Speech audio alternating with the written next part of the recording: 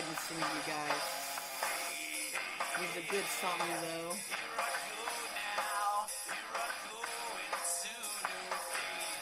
Anybody that's my generation, Metallica,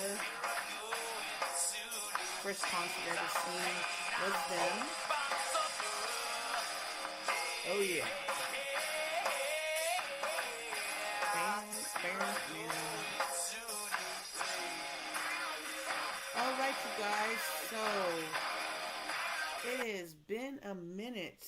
It has been a long minute. I do apologize. I hope those of you that have downloaded me this far haven't given up on me and were expecting another post of this podcast that I've been trying to do by myself, just here sitting, at my desktop with my keyboard and my two other screens. Yeah, so I have that going on.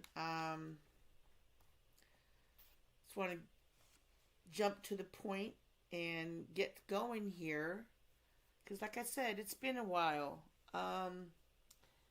And I want to actually read something that I found and maybe expound on it afterwards.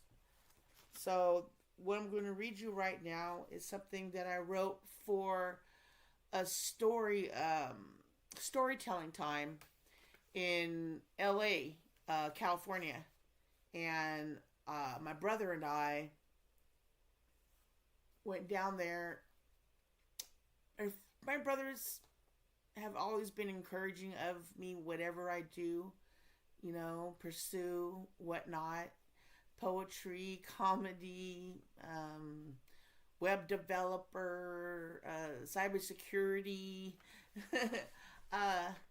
and sorry about the uhs. I'm going to stop right now with the uhs, and the ums. So yes, so my brother went down with me to LA, and there was this thing called the Moth. I think it's called the Moth. If you look it up, it is. Let me see. I want to look it up right now, real quick, while I'm here with you guys. The Moth. So the Moth is the art and craft of storytelling, you guys, and they had it in LA where I went, and you put your name into a list. It's called a jackpot, or a luck, or is it a jackpot, a lucky pot, or a pot? I don't, something to those terms. And you put your name in there, and they pulled out 10 people, and those 10 people performed. And you just have to just come prepared, with the story, which was what I did. I didn't get a chance to go up on stage. I was kind of bummed about that, but I did get to experience listening to other people, see how it went, and hoping that maybe I can go back one day and tell a story. So the story that they wanted you to tell was something about brokenness. And the story I'm about to tell you is what I would have performed on stage that night. So if you're still here listening to me, listening to my voice, I thank you. I really, really, really, really, really, bottom of my heart, thank you that you're even here still listening. I don't know where this is going. I'm just going with it.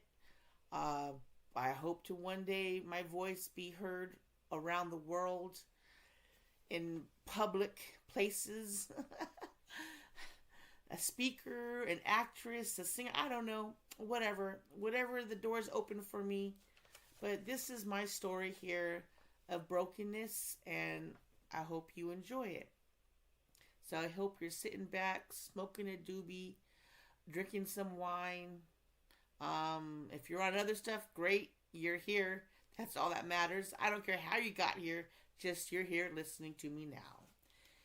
In the times of our lives, when we are consumed with the day, ins and outs of people, places, and things, something or someone comes in and destroys what was perfect.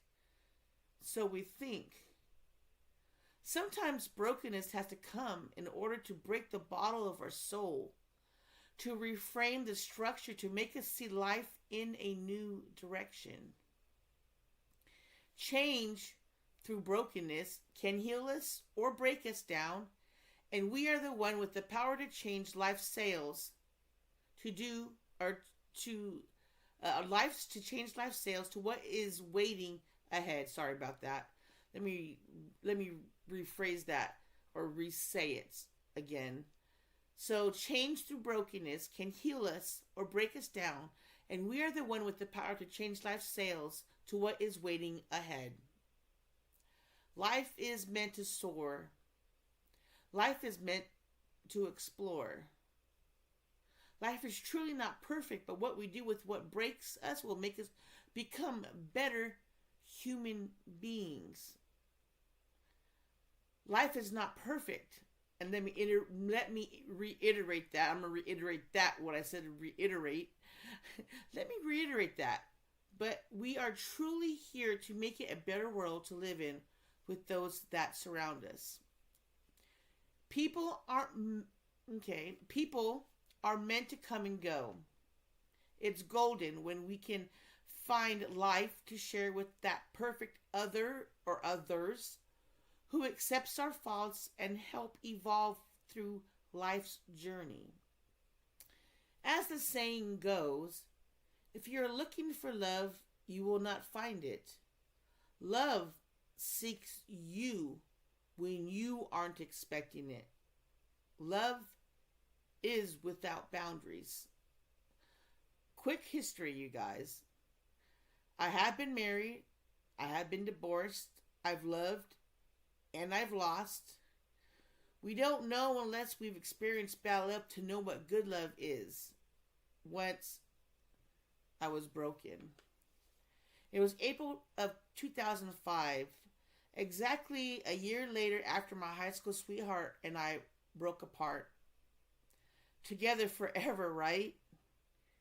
After a heartbreaking ordeal and kids involved, life became painful. I made a few bad choices that I have paid for, hurtfully, mentally, and soulfully. But this isn't a sad story. I was walking down the U one day in Riverside, California. The U is what LA calls their sun strip, walking on Sunset. So Sunset Strip, Riverside, the U, or University is called the U, back of the day. I don't know what they call it now to you guys. I moved away in 2007. And yeah. So, once again, I was walking down the U one day in Riverside, California, as I have, but this particular day, I decided to wave hi to people across the street because I'm friendly. I was thrown back because this guy came over and I wasn't expecting this. Just a simple wave back, but nope, he came over. I thought I just waved, but he came over. He was a young man, about mid-20s, about 6'4", blonde hair, blue eyes, and lots of unkempt hair, like crazy. His hair, mustard yellow sweater suit, a backpack, and headphones. That's all I remember. I was 33 then. I panicked as he came over. He asked if I knew him. I explained I was just waving, not thinking anyone would respond. But I'm friendly, So he introduced himself as Will, and I was like Mary. Then off into the opposite directions we went, right? Just went off like it was no thing, because that's how it was. A lot of people, hey, what's up? Move on, boom, boom, you never saw that person again. And we went off into our opposite directions. Several months later, I saw Will again with the Domino's hat and 2 King Cobras. Of course, thinking he's got alcohol, he's over 21, right? We exchanged a few words, and off to work he went. And I was off to save the world because I was a Jesus freak. That's a whole nother story, you guys. That we'll save that for another day. Next time was the next time several weeks later, and he was hanging out around a bunch of guys at Food for Less. Now, Food for Less is like a county market out here in the Midwest, or Kroger's. You know, if you're in Alabama, it's Piggly Wiggly's, or that one with the P word. I can't remember it right now. So Food for Less, right there on the U.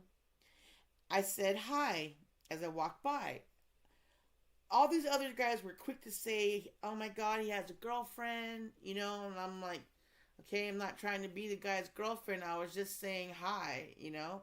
I walked past him, went outside, and came out. They were gone, of course. The following week or so, I ran into him like 3 times in 1 week.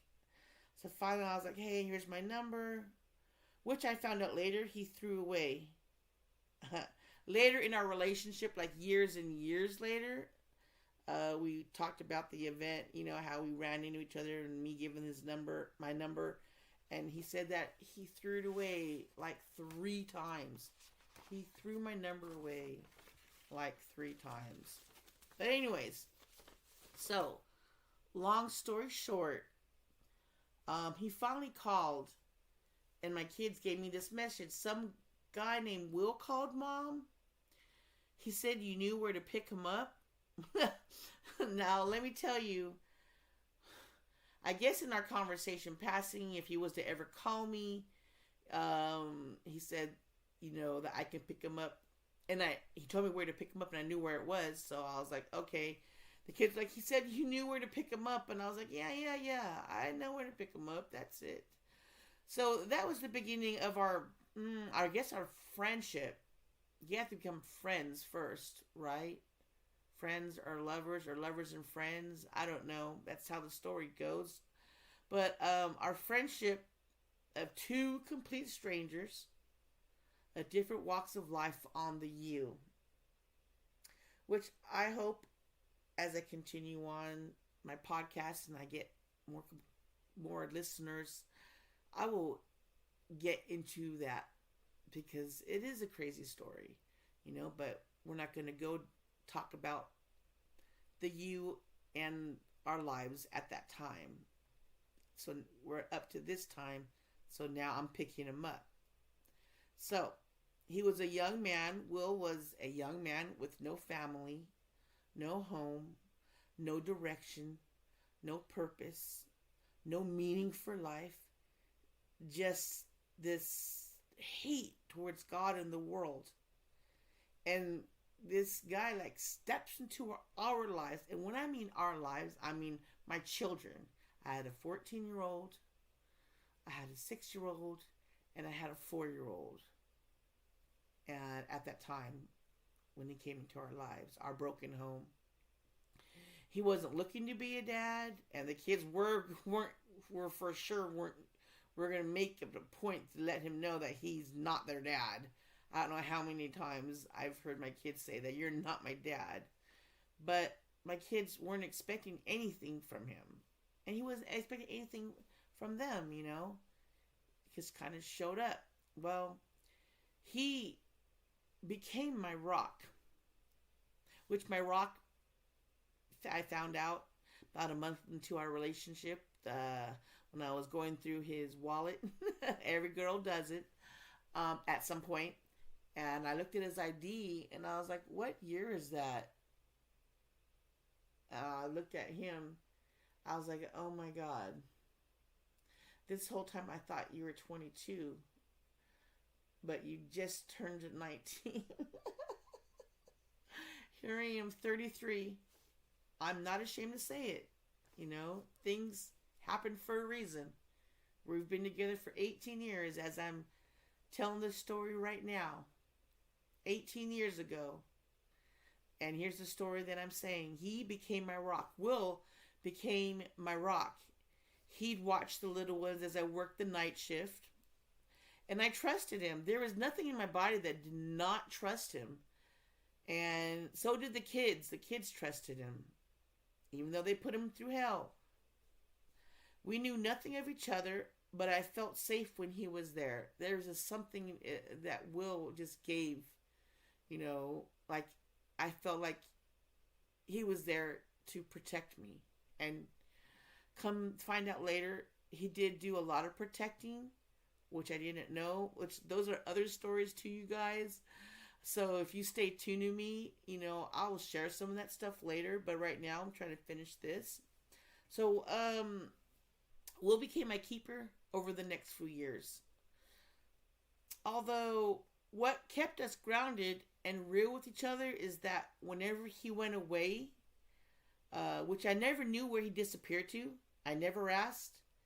We had this saying we would say to each other as we left around the corner of the as he left around the corner of the bushes at the end of the block as he vanished. And everyone who knows hip hop or knows Tupac, see you when I see you. If not, that's the end. That was our saying to each other. See you when I see you. If not, that's the end. Like, that's how we lived. That's how he came into our lives. He would go and disappear and come back. Well, years later, of course, I found out what he was doing. Because that's another story. So you got to stay tuned, you guys. I'm giving you tidbits here. I'm giving you cookie crumbs here.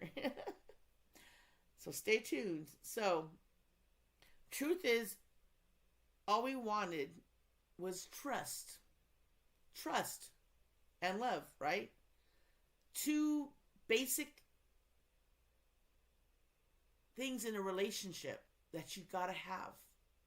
You gotta have trust and you gotta have love. And when trust is broken, love is right there behind it. And also, too, you can be broken and love again and learn to trust. And I know a lot of people in relationships, especially if they've been together for a long time,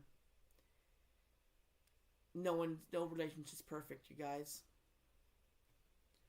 But if you can forgive and move on and work for the future of your lives and happiness, that's if you want it. It will work out. So our relationship grew. Was there love? Of course there is. But true love? Nah, you guys. Not yet. Not yet. We're complete strangers. We had to separate several times in our relationship across the states, months at a time. There's been like 3 to 4 months out of the year, where we didn't see each other. I was in another state. He was in California. So yeah, we've had to separate several times in our relationships. And my kids came first. That was the first rule I told him when we met. And that I was a Jesus freak. And I turned my life around and lived more years that he was alive.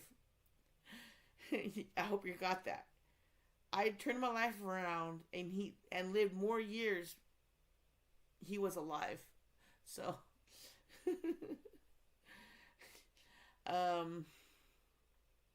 we weren't looking for what we fell into.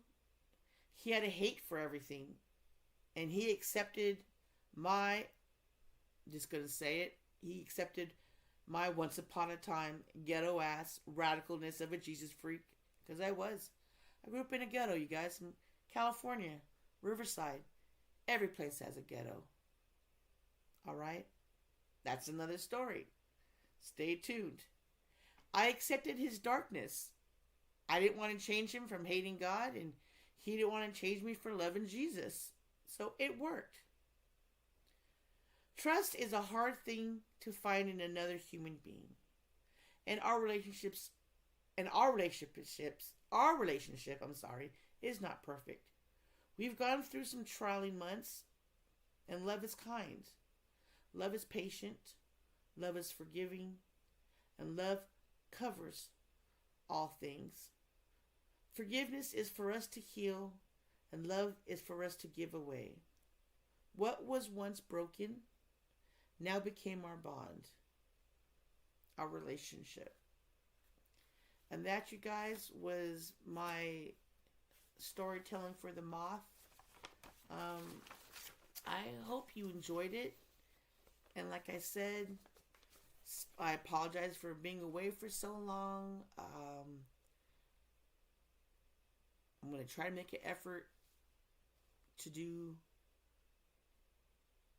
more podcasts, especially if I get a good feedback from you guys. And before I go, I want to read this poem that I wrote on this day, which is crazy because I love to reflect. And this is a reflection of my life from today, September 22nd, 2023. We're just two messed up people dealing with life and all these emotional feelings, and somehow, someway, that day the universe chose us to collide. Like WTF! Exclamation point. Love is so much more than lust. It's commitment, trust, acceptance, forgiveness. 8.5 years later, we still haven't figured it out. One thing I know is I'm in love with you. And I believe we were supposed to meet that day from across the streets. 12/26/2013. And here I add on to this. Here I am, 12/26. 3 years later, 2016, writing again. So it took from that time to that time to write again. I know he is my best friend. It is what it is. Has love changed you? Let me know what you guys think. You can follow me on social media, you guys. I know I've got to get a website going, and I think there's some links here. I'm not sure, but if you want to look me up on Facebook, it is MGF1 Love. Or if he doesn't come up that way, Mary Jane's Freedom. Another one, you can look me up. I do have a blog spot. I'm going to start doing that as well. Let me see. Instagram, I'm MJF1 Love on Instagram as well. So if you want to follow me, see who I am, see what I look like, go ahead. I dare you. All right, you guys, as I leave, I'm going to go ahead and finish with this song. And you guys have a wonderful day, wonderful night, wherever you are. It's 3:49 a.m. here in Pana, Illinois. And I'm signing out. Until next time, here I go again.